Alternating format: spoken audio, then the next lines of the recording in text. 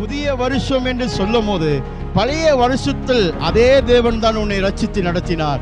புதிய வருஷத்திலும் அதே தேவன் தான் உன்னை ரட்சித்து நடத்துவார். அல்லேலூயா. நம்மளை காக்கிறவர் என்றைக்கும் நம்மோடு கூட இருக்கிற ஒரு தேவன், இம்மானுவேல் தேவன் நம்மோடு இருக்கிறார் என்று சொல்லப்படுகிறது. பெரியமான காரியத்தை நம்ம ஆண்டவர் நம்மகிட்ட சொல்லி பழசு வேணாம், அதை விடு அப்படி சொன்னார்னா அதை விட்டுட்டு வருவதற்கு ஆயத்தமா இருக்கணும்.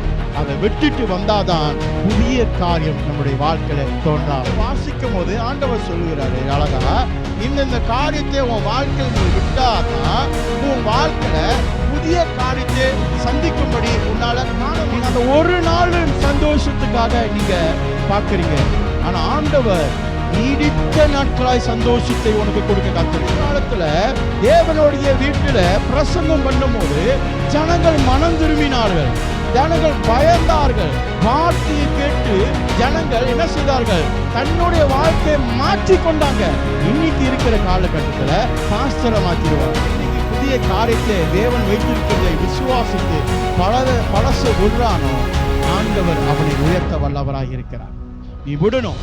சில காரியத்தை ஆண்டவர் உன்னுடைய வாழ்க்கையில தீமையானதை பேசுறத, யோசிக்கிறத, சிந்திக்கிறத, செயல்படுறத, அடுத்தவங்களை மெச்சிக்கணும்னு நடிக்கிற வாழ்க்கை இருக்க, அதெல்லாம் நீ விட்டாதான் அவாம்பர வழிகளை ஆறுகளை உண்டாக்குற அதிசயங்கள் உன்னோட வாழ்க்கை விட்டாதான் புதுசை பிடிக்க முடியும்.